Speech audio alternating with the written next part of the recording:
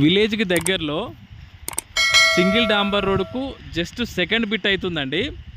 ఒక 2 ఎకరాల తరిపొలం వచ్చింది మనకు.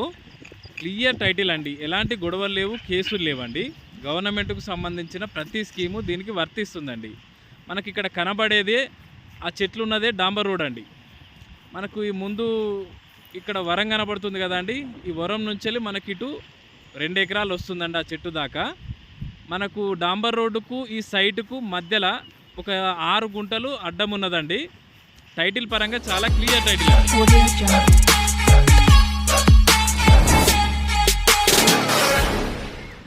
జనగాం జిల్లాలో మనకు ఒక 2 ఎకరాల అగ్రికల్చర్ ల్యాండ్ వచ్చిందండి. ఈ డాంబర్ రోడ్కు జస్ట్ సెకండ్ బిట్ అవుతుందండి. ఇక్కడ ముందు మనకు కనీలు కనబడుతున్నాయి కదా చెట్టు అవతల, ఆ కనీల కానించలు ఉంటుంది. ఈ ముందు ఒక 6 గుంటలు మాత్రం వేరే వాళ్ళది.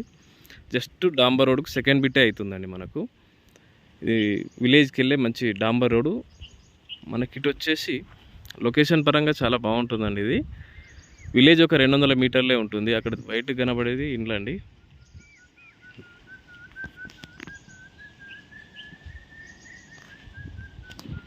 మనకు విలేజ్కి 200 మీటర్ల దూరం నుంచి మనకు ఒక మంచి అగ్రికల్చర్ ల్యాండ్ వచ్చిందండి. క్లియర్ టైటిల్, ఎలాంటి గొడవలు లేవు, డైరెక్ట్ రైతు దగ్గరనే ఉంది. ఇది డాంబర్ రోడ్.